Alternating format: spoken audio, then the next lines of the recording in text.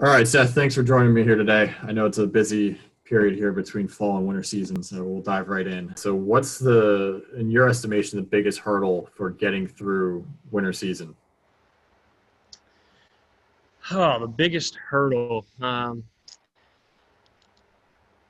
I don't want to say it's fatigue of the pandemic, but we are dealing with people from 14 and 15-year-olds the whole way up to community members that have, want to be at our contest. So it's just reiterating we need to do the right things. Hand sanitizer before every practice. We had a coaches meeting last night. We need to make sure our coaches are doing that every day.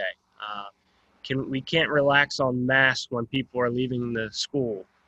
There are things that uh, we we feel like we did very well in the fall, and just because it gets longer into this situation doesn't mean we can relax because it is uh, ramping up even more as everybody sees. So it's definitely high on our minds as an athletic department and a school district, and I do think our coaches and our student athletes are seeing that as we reiterate, we're not letting our guard down.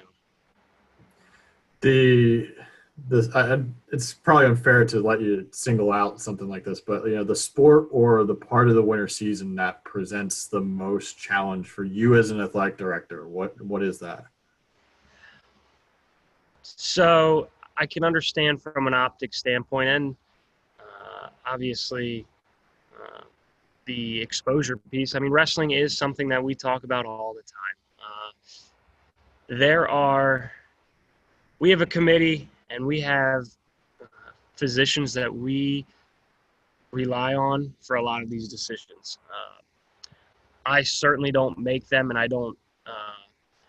From my perspective, I am given a playbook, and it's my job to reiterate that to our coaches and student athletes and make sure that we are being compliant within that. Um, there are obstacles as far as how we treat our uh, questionnaire as far as symptoms. I mean, there are going to be more symptoms this winter just because of the sheer fact that we are going into the winter and what is a normal December, January, February, that we are going to have obstacles.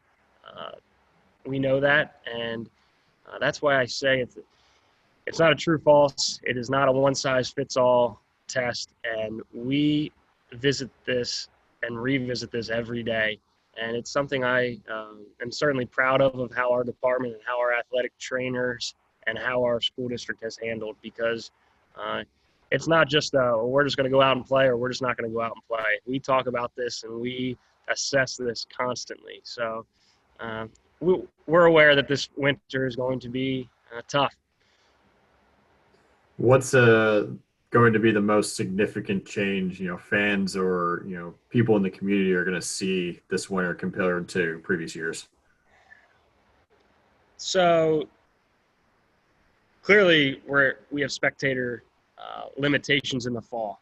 Listen, most of those sports were outdoors. This year we're moving, or this season we're going to obviously be indoors. It is not going to be uh, an event where doors are open to the community, and I think our community gets that.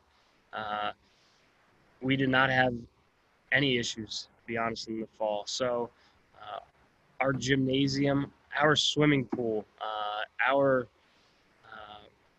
wrestling areas. Like, it is a condensed area, and we have to be okay with we're not going to see uh, our neighbors play their games this year. And I just think we're at a point where everybody understands that. And if they don't, we have conversations. But it is certainly going to be um, contests that are not what they usually are on a Tuesday, Friday night. Yeah.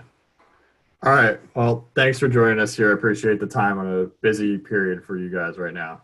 Yeah, hey, I appreciate all the coverage you gave us this fall. I know it's not easy on our end, and it's not easy on your end. And we appreciate and respect what you guys are doing. Well, thanks.